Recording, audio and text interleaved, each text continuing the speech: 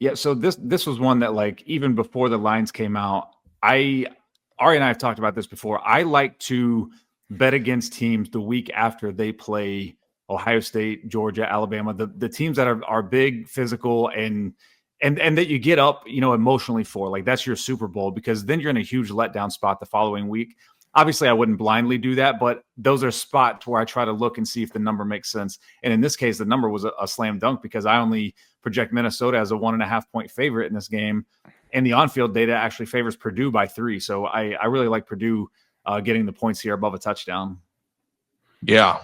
Purdue seems to be a team that you've been, hanging around a little bit. the numbers for Purdue, they've burned me a couple of times, but we'll see. Like I said, I do. In addition to the number, I do like the spot here after Minnesota just got dismantled in Columbus last week.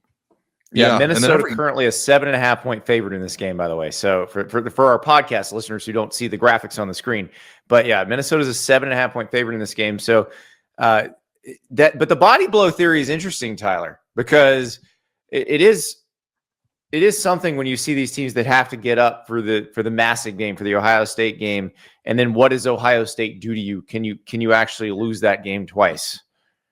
Yep. Yeah, and I think we've seen that historically. I know, again, as someone who follows Ohio State pretty closely, like, there have been big games for Ohio State where the other team looks really good and gives Ohio State a game, and then the next week they just go get destroyed by somebody mediocre because they just kind of left it all on the field in that big game, and then they don't have anything left in the tank for the next week. So I think that's potentially what you could see here with Minnesota.